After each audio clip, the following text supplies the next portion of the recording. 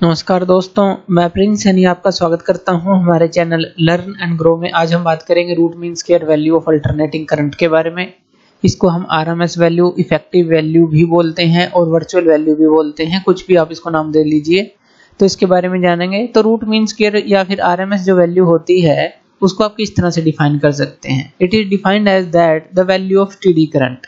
ये वो वैल्यू है स्टेडी करंट की। अगर आप किसी सर्किट को स्टेडी करंट देते हैं जिसके अंदर एक रेजिस्टेंस लगा हुआ है और which would generate the same amount of heat, जो कि सेम अमाउंट ऑफ हीट को प्रोड्यूस करे इन ए गिवन रेजिस्टेंस, जो भी रेजिस्टेंस लगा हुआ है उस सर्किट के अंदर इन ए गिवन टाइम, जो भी आपने टाइम लगाया है, किसके बराबर। अगर आप इसकी जगह स्टेडी करंट की जगह एसी को सप्लाई करते सेम रेजिस्टेंस से सेम टाइम के लिए, तो उतनी ही हीट प्रोड्यूस होती। तो आप समझे, हमने एक स्टेडी करंट लिया एक एसी की जगह, अल्टरनेटिंग करंट की जगह, और उससे जितने अमाउंट में हीट प्रोड्यूस हुई इस रेजिस्टेंस में सेम टाइम में, वो उतनी ही हुई है जितनी एक अल्टरनेटिंग करंट जो है वो प्रोड्यूस करती उसी सेम रेजिस्टेंस के अंदर सेम टाइम में। तो यहाँ पर जैसा कि हमने कहा कि हम इसको जो रूट मीन स्क्वायर वैल्यू है इसको हम आई आरएमएस वैल्यू भी बोलते हैं, या फिर आई आप इसको इफेक्टिव वैल्यू भी बोल सकते हैं, ऐसे लिख सकते हैं आप इसको। और आप इसको आई वी भी लिख सकते हैं क्योंकि ये वर्चुअल वैल्यू होती है। तो कुछ भी आप लिख सकते हैं इसको, आरएमएस, इफेक्टिव या फिर वर्चुअल वैल्यू, कोई भी सिंबल इसको यहाँ पर आप दे सकते हैं। अब हम इसको कैलकुलेट करेंगे। तो हमें पता है जो अल्टरनेटिंग करंट होता है आई, वो किसके बराबर होता है, आई नॉट साइन ओमेगा टी के बराबर। ये हम पहले देख चुके हैं लेक्चर्स में। अब मान लेते हैं कि ये जो करंट आई है ये किसी सर्किट से फ्लो कर रहा है जिसका रेजिस्टेंस आर है। मान लेते हैं उसका रेजिस्टेंस आर है, और जब वो उससे रेजिस्टेंस से गुजरता है कुछ स्मॉल टाइम dt के लिए, तो वहां पर कुछ अमाउंट ऑफ हीट वो प्रोड्यूस करेगा उसी रेजिस्टेंस के अंदर। तो वो मान लेते हैं जो अमाउंट ऑफ हीट जो है, स्मॉल अमाउंट ऑफ हीट जो प्रोड्यूस होगी DH, वो किसके बराबर होगी, आई स्क्वायर आर dt के बराबर। स्मॉल टाइम के लिए ही वो उससे गुजरा है जो करंट है, तो इतनी हीट उसने प्रोड्यूस की। H क्या होता है, आई स्क्वायर आर टी।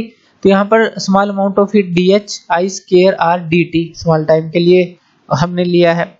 तो ये होगा। अगर हम कंप्लीट साइकिल के लिए लें, यानी कि 0 से t के लिए लें, जो AC है मान लीजिए हम लेते हैं इस तरह से, तो जो टाइम पीरियड है 0 से ये t/2 होता है और ये t, तो 0 से t के लिए लें पूरी साइकिल के लिए, तो अमाउंट ऑफ हीट कितनी प्रोड्यूस होगी उसी रेजिस्टेंस R के अंदर, तो वो कितनी होगी। यहाँ पर हम ऐसे ले रहे हैं कि हमने क्या किया है, एक रेजिस्टेंस R ले रखा है जिससे करंट I को हम यहाँ पर गुजार रहे हैं, इसके कारण से कितनी हीट प्रोड्यूस हुई है वो हम देख रहे हैं।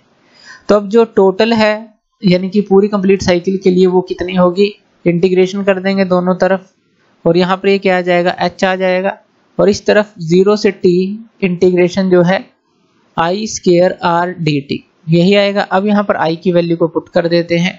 i की वैल्यू क्या है हमारे पास, आई नॉट साइन ओमेगा टी। तो यहाँ पर वैल्यू को पुट कर देते हैं, आई नॉट साइन ओमेगा टी का स्क्वायर आर dt, ये आ गया। हमने i की वैल्यू को पुट कर दिया। अब यहाँ पर इसको फर्दर सॉल्व कर लेते हैं। अब देखिए आई नॉट जो है वो पीक वैल्यू होती है, आर जो है वो रेजिस्टेंस की वैल्यू है, तो ये दोनों ही कांस्टेंट है।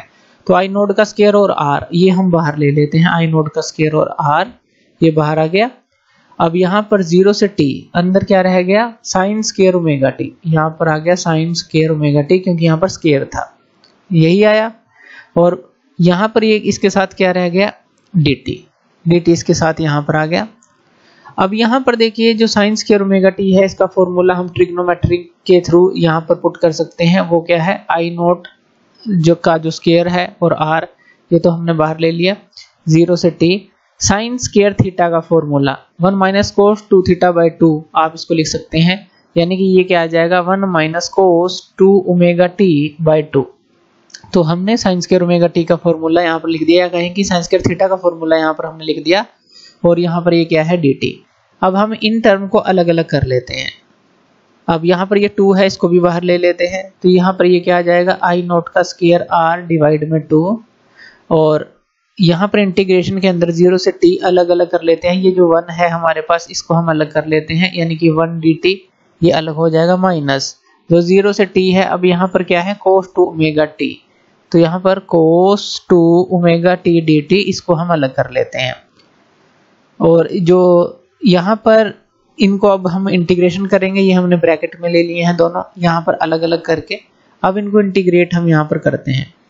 अब यहाँ पर देखिए, यहाँ पर ये क्या आ जाएगा, आई नॉट स्क्वायर आर बाई 2, ये तो कांस्टेंट बाहर है। अब 1 का क्या होगा इंटीग्रेशन dt यानी कि 0 से t, तो ये t हो जाएगा।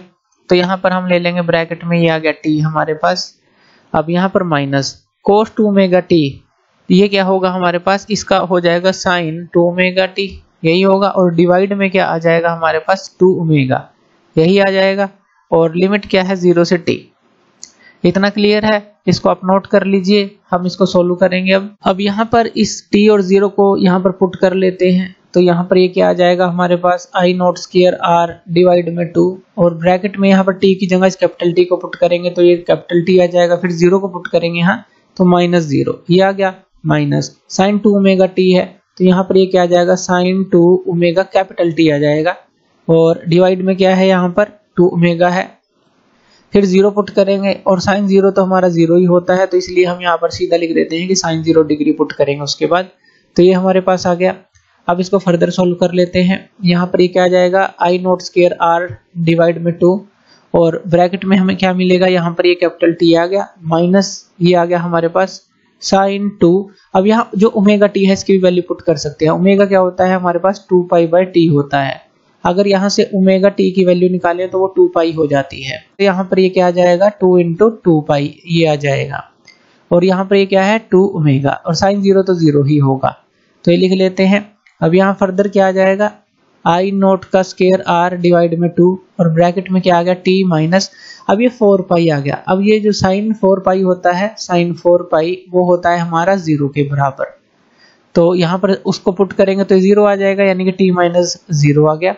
ये क्या आ गया, I nought square R t by 2, यानी कि ये जो है हमारे पास h की वैल्यू आ जाती है I nought square R t by 2। अगर हम यहाँ पर आई वी को मान लेते हैं कि जो RMS वैल्यू है, रूट मीन स्क्वायर वैल्यू है AC की, तो जो रेजिस्टेंस R के अंदर हम हीट को प्रोड्यूस देखें तो उसका फॉर्मूला क्या होगा सेम टाइम T के अंदर।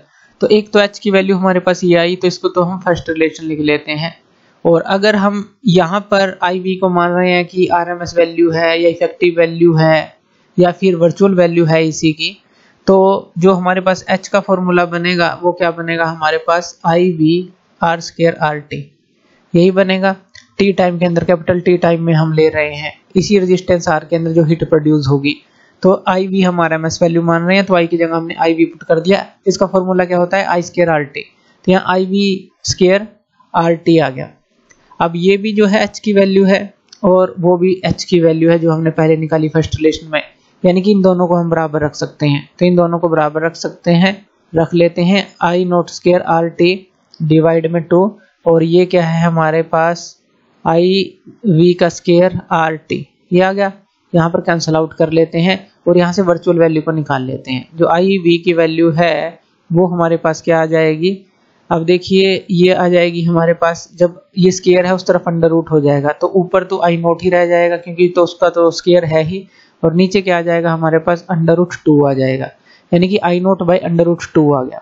और जब आप इसको सोल्व करेंगे, यानी कि 1 बाई अंडर रूट 2 की जो वैल्यू होती है वो होती है 0.707 आई नोट। तो आई वी जो है हमारा 0.707 आई नोट के बराबर आ जाता है। तो जो RMS वैल्यू रहती है AC की वो हो जाती है 0.707 time the peak value of AC, जो कि हमने अभी निकाली। यानी कि अगर आप इसको परसेंटेज के अंदर लिखें तो लगभग जो है 70.7% किसका, जो आई नोट है, जो पीक वैल्यू है, 70.7% of the peak value of AC। तो इतना जो है, जो वर्चुअल वैल्यू है पीक वैल्यू के इतने परसेंट होती है, या इतने टाइम आप इसको लिख सकते हैं।